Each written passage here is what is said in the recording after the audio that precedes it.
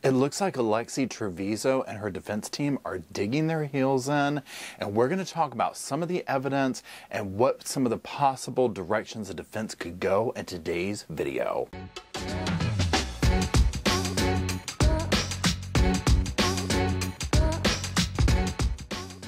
Hello, Sofa Squad, and welcome back to the sofa. The sofa's still back there. Mr. Roscoe is actually underneath it. He will be coming out later as he's beginning to stir a little bit. And my name is Paul. Now, as I said in my little intro, if you will, today we're going to be talking about a few things Alexi Treviso case. Now, for those who are unfamiliar with it, I did do another video on it. It'll be at the end of this video. You can check in the description below as well.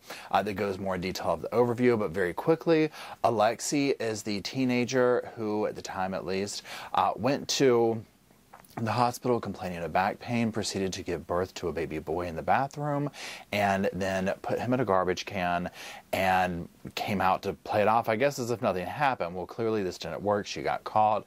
She was at prom a few weeks later, etc., etc. We've kind of seen this before. Now, that's the dime store version of the story. But the point of this video is I want to go a little bit further into some things. Number one, the autopsy report, the toxicology report. I also want to revisit some clips after we watch that of like the mother and her's reaction and look at it through the lens of like what we think the defense might be coming with, because also a big thing that's come out is the defense has filed a wrongful death suit, right, against the hospital. I'm just like, okay, cute to see how that goes. So I've got a lot of opinions on it, and I'll be giving them throughout the video. But before we do jump into said video, please open the sofa doors and fluff out the cushions for today's partnership who helps keep the Sofa Squad going. Y'all, welcome MD Hair to the sofa. What is MD Hair? Well, let's talk about it. MD Hair is the world's first medical-grade hair growth treatment customized to the exact cause and type of hair loss. Their website uses a quiz and a scalp picture analysis to customize each kit. So when I was younger, I always had thick, healthy hair. And as I've gotten older, it's begun to bald in the back a little bit, recede, and become more frail. If you follow me, you'll know this year I've been kind of on like a health kick and that type thing.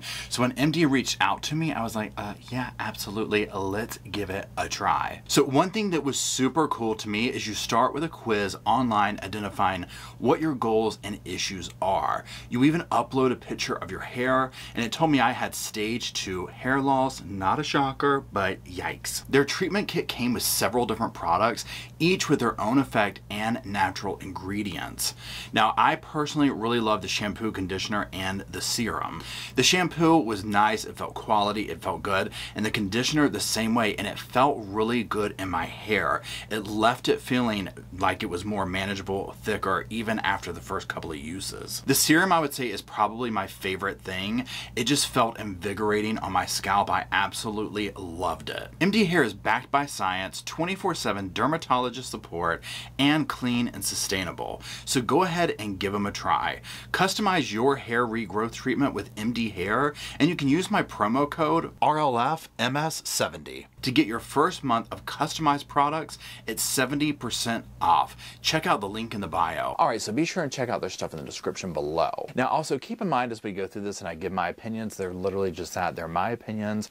I'm not a doctor. I'm not a lawyer. I'm not a credentialed cop, therapist, any of this kind of stuff, right? I'm just a guy with a dog and a sofa and opinions on true crime. I urge you to do your own research, come to your own conclusions, and talk about it in the comment section below. So let's go ahead and jump on in. Now, this first clip that we're going to be watching comes with a trigger warning for a good reason. What I want to do is look at the clip of the head nurse, the charge nurse, whatever they're called, and he's describing what he found when, you know, what he saw with the baby.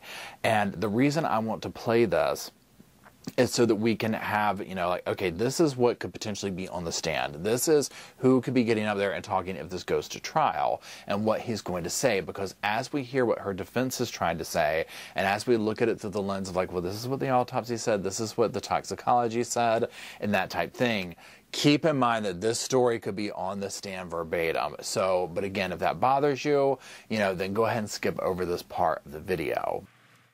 She had taken it and put it in the regular trash, and there's still trash all around the baby. She put it right in the trash can. Then she twisted it and wrapped it underneath him and then set the baby in the bottom. Then she put paper towels on top, and then 2 wadded up trash cans or liners. They were clean on top of that, and then she placed a brand new clean liner in the trash can like it was ready to take trash. That's what I found. She's cold and blue already? Cold and blue already. His temperature was like 95. No signs of life, no breathing, no respirations, no heartbeat, nothing, no movement whatsoever. I mean, my God, this part right here, just the imagery, it's haunting, right? I'm just like, oh my God. But then also think, I mean, this guy, I mean, you're coming in for your shift, and sure, you work in a hospital, you expect to see some stuff, right? I get that. But something like this, like this is like next level, right? But there's a couple of things I want to pay attention to in this clip. Number one, obviously the depravity of it. But number two, when we go into starting to put a case together, if you will, and whatnot. And again, just looking through the lens and playing both sides of the fence here, you know, it's like, okay, so he's sitting here saying, yeah, no signs of life, no nothing. Now keep that in mind as we hear some other stuff that comes up in the clips we're going to watch further.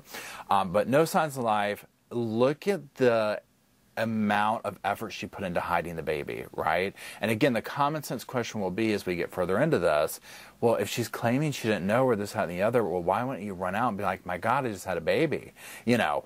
As opposed to this, where you're carefully hiding the child. But then also the big question of this is going to be, was this baby stillborn? Was this baby alive? And that will, you know, only she knows, right? Only she truly knows, and the evidence will speak. Well, so far the evidence is saying the baby was alive, you know. And again, regardless, why didn't you run out with the baby? But if you truly were taken by surprise and the baby was not alive, why in heavens wouldn't you run out and be like, I didn't know, you know, here's the baby, it's not breathing, that kind of a thing. So just keep that in mind as we proceed. So again, here we have this gentleman saying, no signs of life, baby was already dead. You know, nothing was there. I mean, he found this baby, you know, deceased, right? But also on top of it, the amount of time and care and attention that went into that. Because with the defense trying to say, like, oh, it's the hospital's fault, it's this and that, well, easily you can flip that around with the state, the prosecution, to be like, hello, you know, who does this? Who takes this much time to put this energy and effort into hiding something? Now, the defense could also come back and be like, well, she's clearly, you know, she had issues. She's a kid. The hospital didn't tell her. She had a moment or whatever. Why would you go to that length, though, unless you wanted to hide the baby? Now, also another thing to keep in mind, then we'll go to the next thing, is when you get into first-degree manslaughter, all those kinds of things, you know, the question remains, what was the end game? What was her end game? Was she always planning on doing this? Because one would think, you know, my God, I mean, if that was the case, then why would you go to the hospital to do it, right? Because that could be, you know, honestly make or break her case if it comes down to what level of a charge can she get convicted on, you know, which would you rather go up for, you know what I'm saying? So that's going to be huge for this. So again, just keep all these things in mind, but he is going to be a major witness in this. And we're going to hear him give the story to somebody else again later, just to reference it again before we watch some more clips, but let's keep going. Now, what I want to do next is watch a little montage, and the montage is going to be of some clips of when the mother and Alexi find out about the pregnancy and whatnot. Again, look at these and keep them in mind through the lens of defense versus state, that type thing. Again, in mind of what we just watched with the head nurse, okay? So let's watch these little clips I've put together, and then we'll discuss. We discovered a dead baby in the bathroom. Oh my gosh. I'm sorry. He came out at me and I didn't know what to do. Lexi, I told you about this. I just asked you, baby, to tell me the truth. It was not crying or nothing. What did you do to it? Okay, stop right here. Stop. Nothing was crying. It came out with that. You guys have any questions for me? Like, how big is the baby? It's full term. What? 9 months? Nothing was crying. Lexi, have you watched the news of the girls that what they do to their babies and what they go to jail? Nothing was crying. I can't tell you nothing, honestly, okay? All I can say She's is... not going to go to jail. Right now, No. right now, she's being detained. So she's not going to leave from here at all, period. Okay? So one of us will Is be it in your custody? Like, yeah, she's detained. Yeah, she's not under arrest. Okay, so a couple of things here with the mother and Lexi. We'll talk about the mother first. Now, as I said in the first video I did on this, the mother does seem more concerned with chastising Lexi, being angry, coming out at her, that type situation. I can see why one would be fearful of, you know, going to her with this information, as opposed to, oh my God, this is serious, put everything aside, like, what do we have to do, right? Now, you saw how the mother reacted when it's like, she's not in your custody, right? You know, and it's like, yeah, honey, do you know what your daughter just did in the bathroom? Yeah, not cool.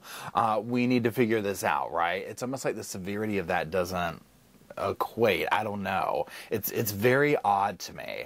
What also very odd to me is for both of them is their reaction to the baby in terms of speaking of it as if it's you know, a germ, like it came out of me. Nothing was crying, you know. How old was the baby? You know, full term, you know, and then immediately not like, oh my God, that poor baby, you know, like, because to me, my first image is of a little baby boy with hair and, you know what I'm saying? Like a little baby, right? And like oh my God, what happened? Yeah, but her first thing is to turn to Lexi. Do you know what I told you they do to these girls with the babies? So I'm sitting here and I'm like, my God, this child would have been looked at like a complete hindrance, right? You know what I'm saying? Because obviously he was immediately before he could even have a chance here on Earth. So there's that. Now, with Lexi, the immediate, you know, I'm sorry, it came out of me, like this, you know, just doesn't know what to do and just keeps reverting to nothing was crying, I didn't know what to do, I was scared, whatever, right? Clearly doesn't have anyone to support her emotionally, like with the mother and whatnot. Now, can you imagine being the doctor and having to go in there and be like, we found a dead baby in the bathroom? I mean, can you imagine the conversation that they had when they went home from their shift? And this is what I talk about.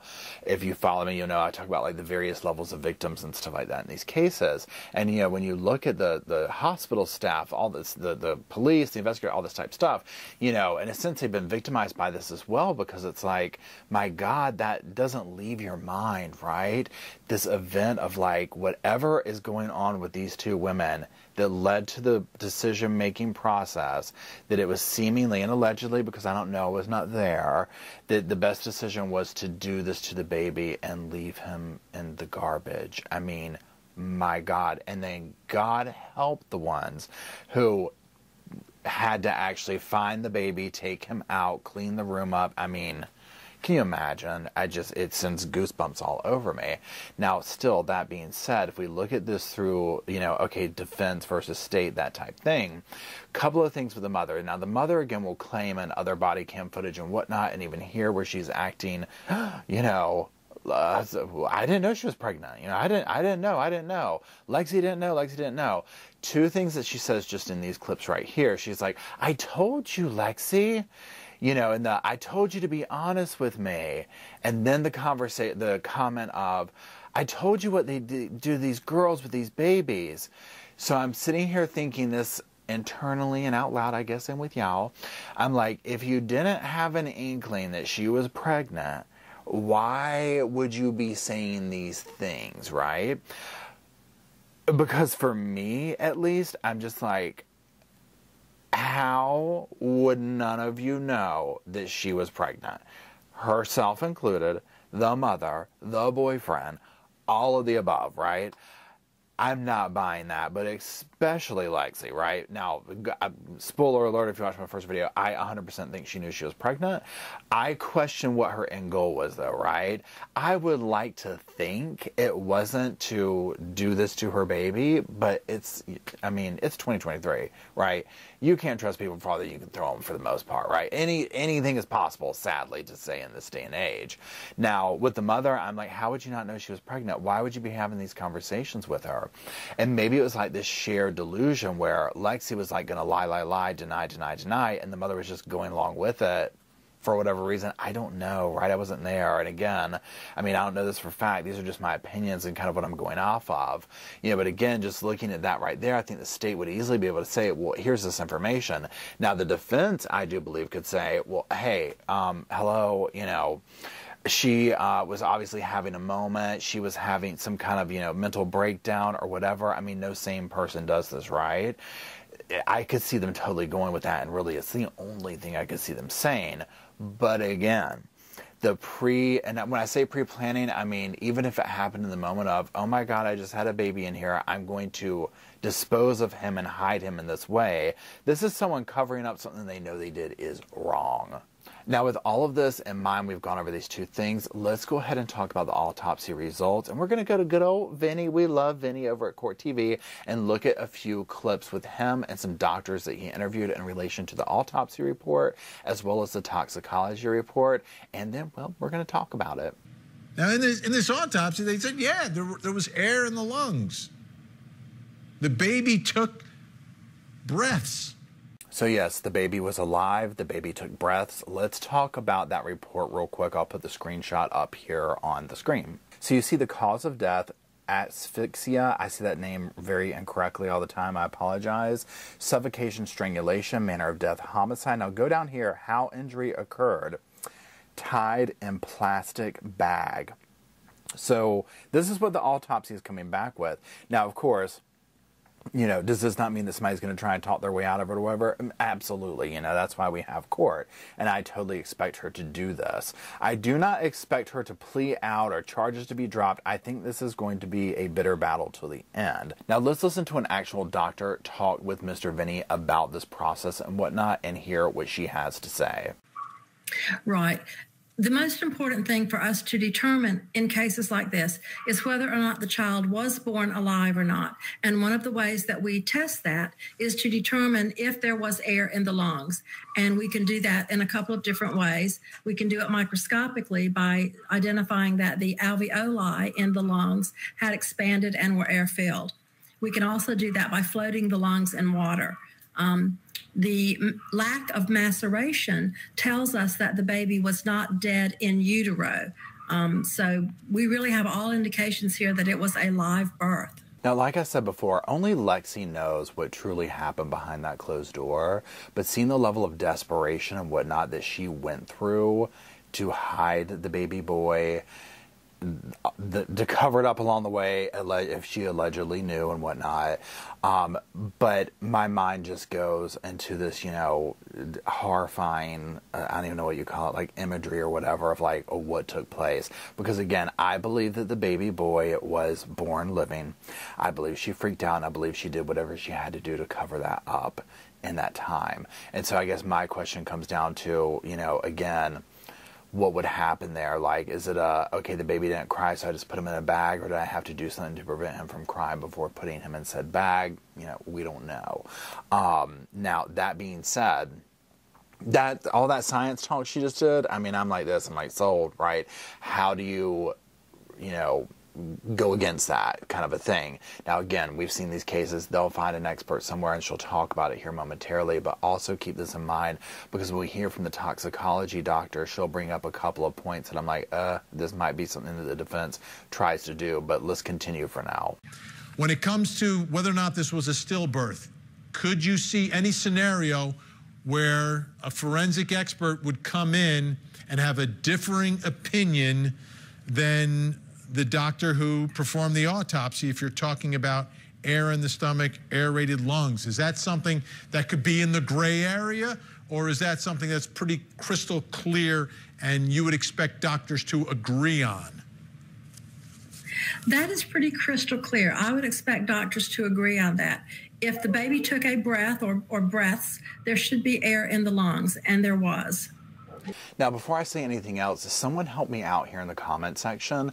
Where do I know her from? What case do I know her from? I cannot place it, but I know I have seen her on some other case, and y'all help me out here. Anyways, in a perfect world, 100% agree with her, right? 100% agree with her. I ain't no doctor, right?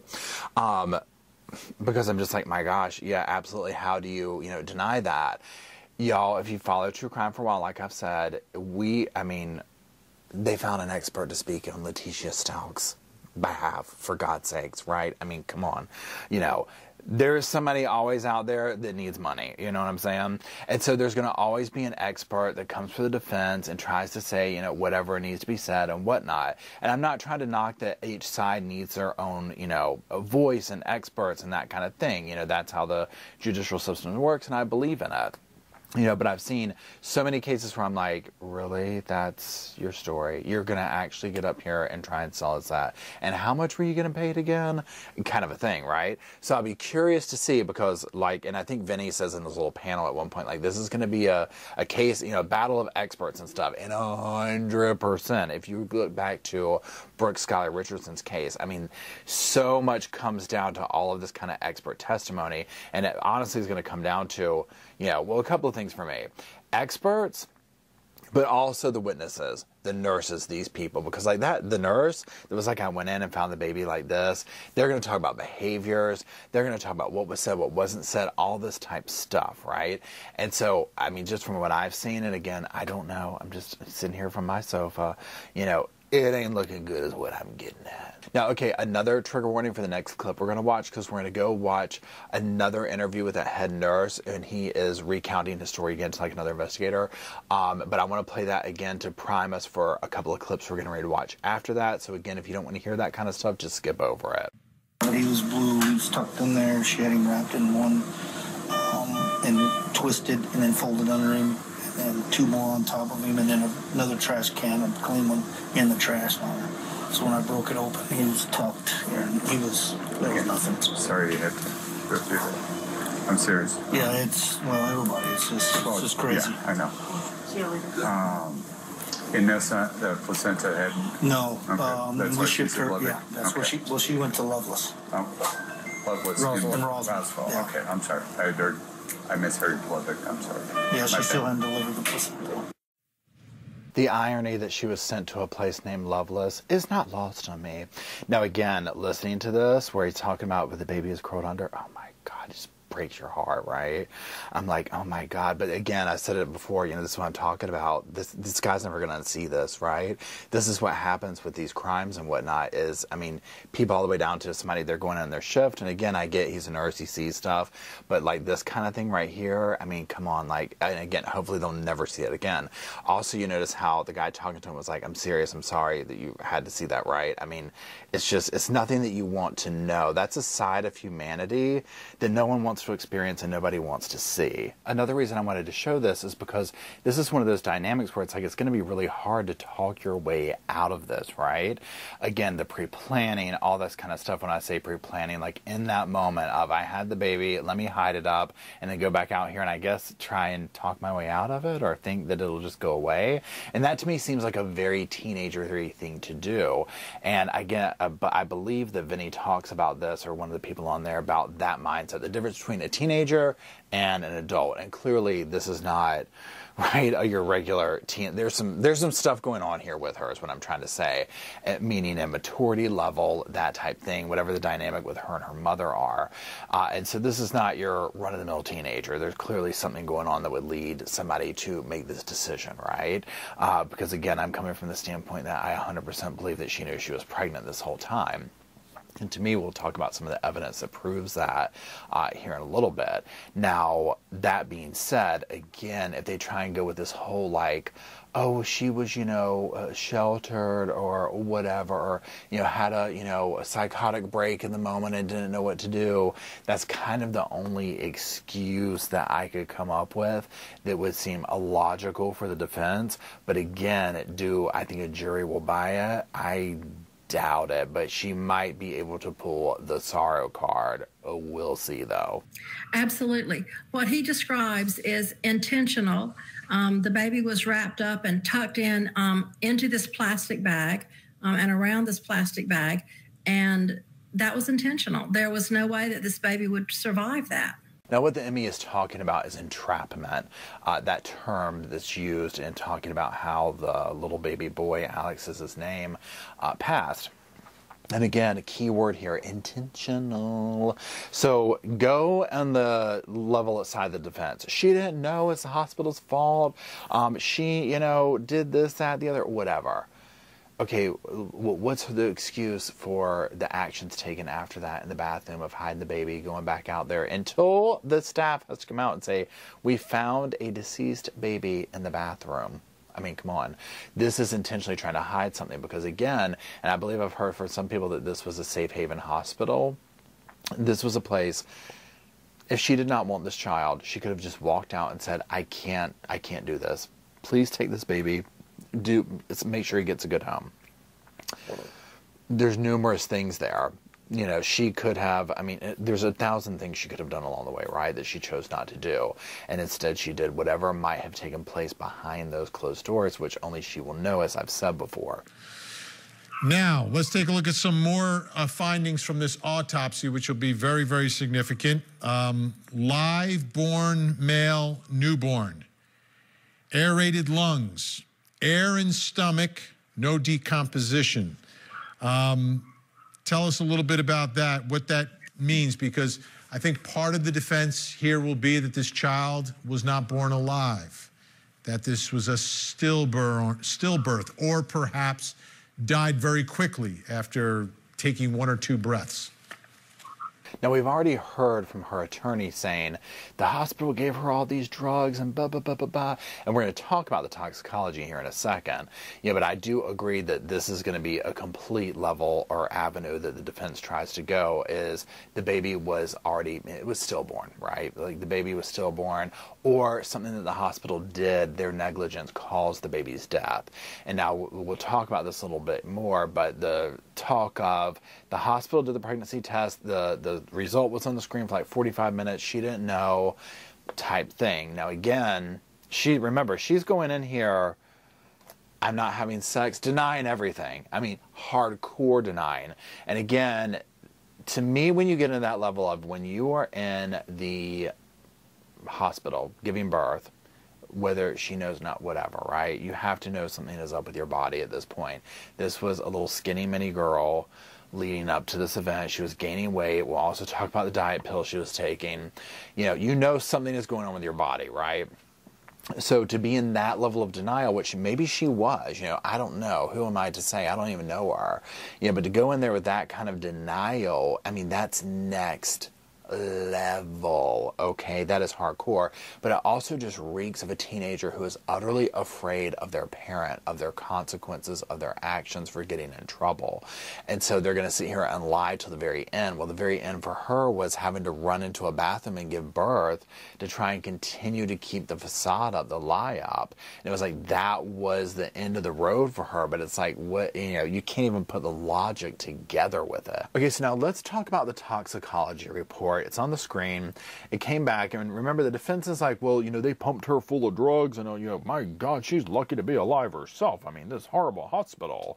But these drugs, morphine, this was not anything out of the norm. And we'll hear from the doctor who's like, this is a therapeutic level, right? I mean, this is something that's given to women. Like, I mean, this is not crazy drugs.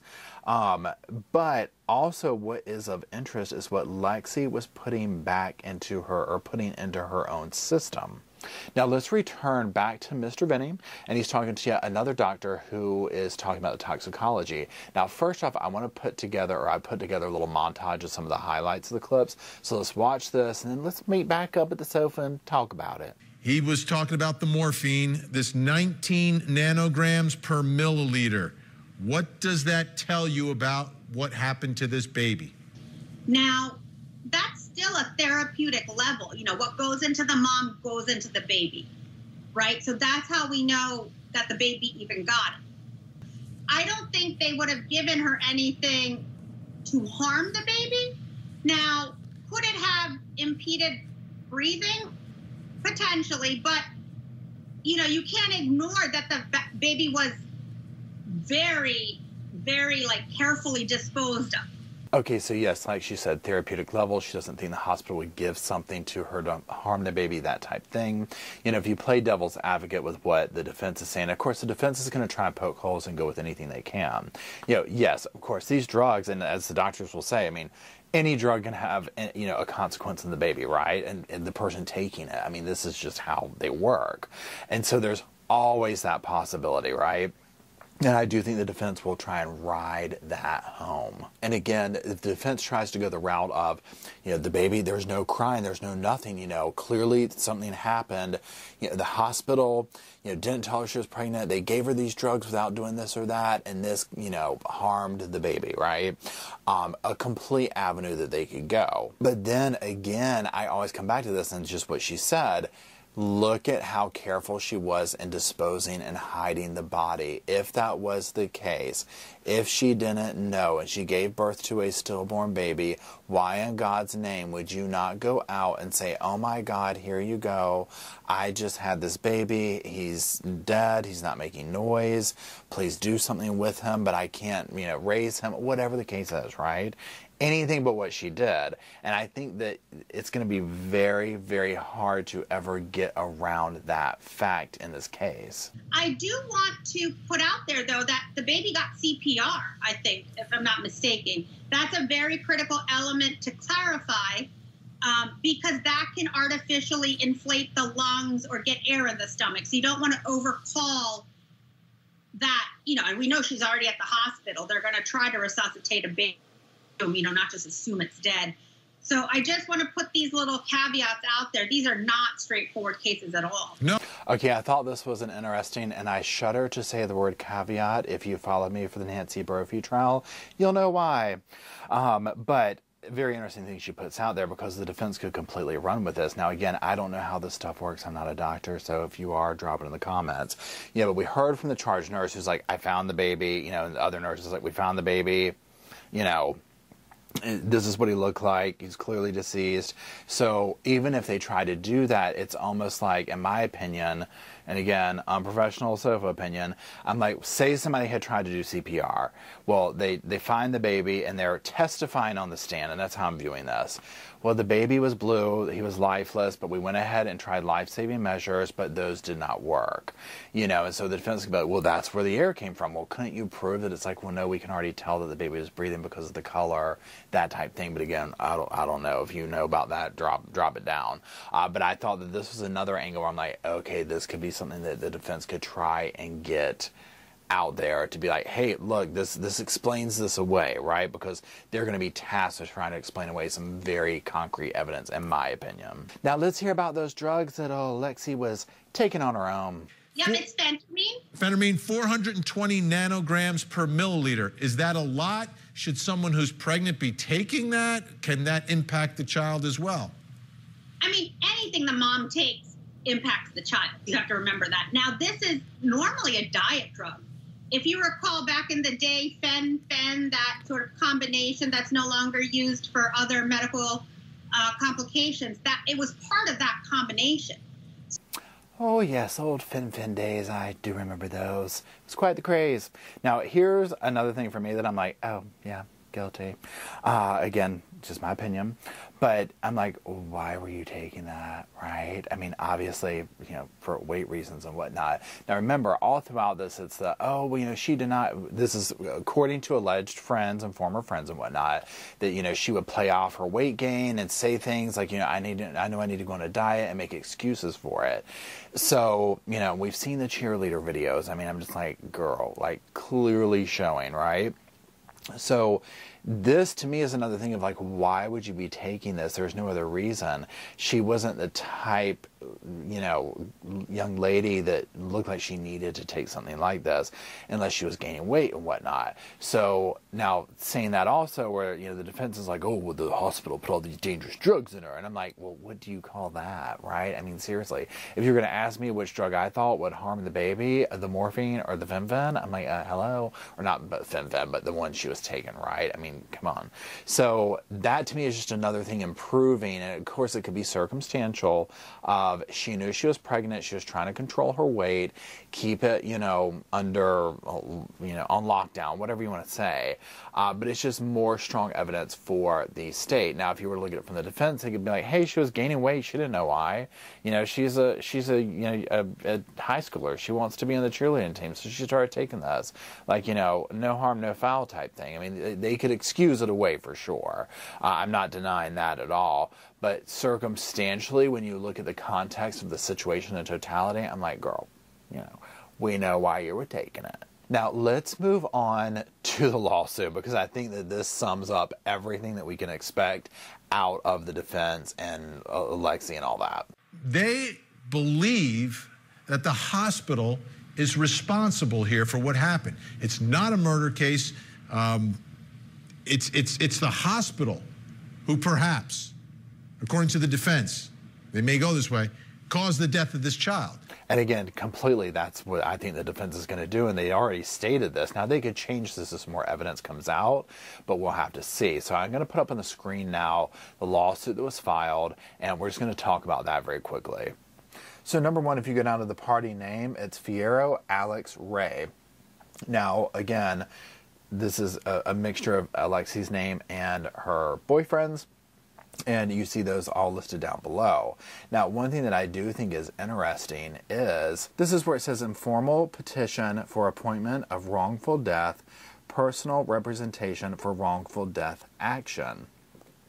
So this is, to me, very much a pivot move by the defense. They are trying to line up everything to point that, yep, we do not believe that this is our fault. We do not believe that she had anything to do with this, that she was basically a victim of this. Now, if you go back and remember to when the cops came to the house to arrest Lexi and the mother didn't want to let them in, and when they finally tell her the charges and they say the tampering charge, and the mother's like, at the hospital? And she's like, I'm going to have you and the hospital. So one thing that I see as a common thread through this is lack of accountability, right? Pointing the finger, wanting to, just shred any sense of like, I might have had something to do with this, both from Lexi and the mother, right? And so on that note, this doesn't surprise me at all. Again, I think that this is just for looks. I think that this is the only thing the defense can go with. And for them to come after the hospital in this way is pretty surprising to me. Now, let's say they can find stuff, because I'm not trying to sit here and say that hospitals are not negligent. I mean, my God, right? We see stuff going on all the time. They could have definitely been negligent in some fashion, but then you still have to sit here and say, but you came in there saying you weren't pregnant. You denied anything that had to do with pregnancy. Even the mother, no, she's still having her, menstrual cycle and so on and so forth. And Lexi, I don't have sex. What is that? I don't even know about that. Kind of a thing. So it's like, okay, she has back pain. Let's give her some morphine. Let's do this. And if they're going to be like, well, you should have prevented my client from going to the bathroom and having a meltdown and doing this to the baby. I mean, there's still has to be some accountability here. I mean, come on, right? Now, again, where I stand is I don't think that at all. I think that she knew she was pregnant the whole time. I think that the mother suspected it. I think the boyfriend either knew or suspected it. And I think that Lexi probably was lying to everybody and would not admit to it. I think that the mother was trying to coax it out of her. And then this all collided. And I think that she probably, I think she was intentionally like, I'm just going to dispose of the baby? I mean, I don't know. I can't say, right? I don't want to put that on her yet. The fact that that's what seemingly ended up happening is not a good look. But also for me, I'm just like, if you were planning to do that, to me, this would seem like, well, why would you go to the hospital? Unless she was planning the whole time of like, I'm going to pretend like I didn't know, because what other choice do I have, right?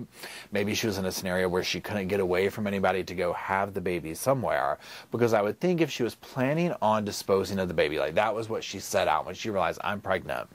Well, again, why would you go to the hospital? Why not be like, I'm going to, I don't know, have it in my room at nighttime or something, anything besides the hospital bathroom, right? I mean, come on, let's be real.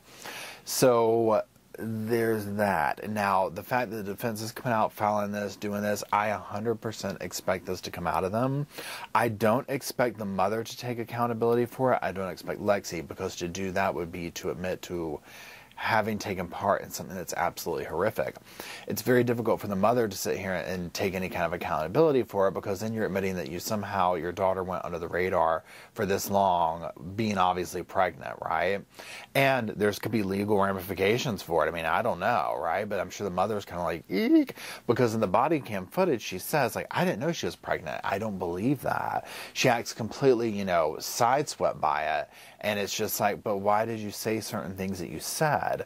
None of it makes sense. I think what will end up happening is this will go to trial, because I don't think that they're going to take any kind of accountability for it. Their main concern is keeping their daughter out of jail, you know, which, I mean, I can understand. However, with something like this that's so serious, that's so severe, at what point in time do you start teaching your child accountability? Now, you do want it to be the first lesson of, well, here's your accountability lesson with first-degree murder charges, right? But this needed to be done a long time ago. So I think there's a lot of denial going on. I think there will continue to be, and I think it's going to be a battleground of a court case. And I think more and more will come out. We saw this with the Brooke Skylar Richardson case, where we saw this incredibly toxic relationship between mother and daughter put on display. You know, and I think we're going to see the same thing here with these two. I think at the end of the day, I think probably a healthy baby boy lost his life in that bathroom. I don't want to say at her hands yet, but I mean, you do the math, right? I mean, it doesn't look good. And I think also the staff and all these people were victimized, and they have these images in their heads of what took place. Because at the end of the day, even if you were having some kind of a mental, you know, lapse, a misjudgment, you're immature, to take as much time and consideration that she did to hide that baby, you know right from wrong. You know you're covering up something. It doesn't add up to the narrative of, well, she didn't know. Because my next thing would be, well, then go tell the hospital staff I just had a baby, my God. Open the door up while they're trying to come in. You know, I think I'm having a baby. Okay, my God, let's help you. Instead of hiding it in a blood-soaked room. I mean, they said it looked like a massacre took place in there. So, you know, prayers out to the little baby boy who spent seconds here on Earth, right? And that was, sadly, his time, right? What's to be learned from that? I do not know. Okay, I do not know. But yeah, so anyways, let me know what you think down in the comment section. I'm curious to know, especially about your thoughts on the defense. Like, what do you think the defense can say? Because clearly they're going with the narrative of, it's not our fault, in fact, it's your fault, we're filing a wrongful death suit. You know, I'm like, wow. Brazen is the key word here. You know, so let me know, what do you think with that? Also, as far as the state goes, I mean, to me, it's almost like you could come up with a million things the state can say. There's so much evidence. So let me know what you think about all that. If you're still watching, you know what to do. Drop some sofas for Mr. Roscoe. He never came back out. I apologize. He's been sleeping the whole time. He's just like, Dad, I'm not sure about anything. And also, I am trying a new wireless mic. So let me know if you've watched some of my other videos, if you think the sound on this is better. And also, I've apparently been recording my videos under the wrong setting for the last couple of years, and I've had this camera. We all know that's on brand for Paul if you follow me from the beginning. So if you do think that, oh, the image quality is different or whatever, just let me know. I appreciate the feedback. I do appreciate it. And until we gather down in the comment section to talk about all this stuff, I'll see y'all there.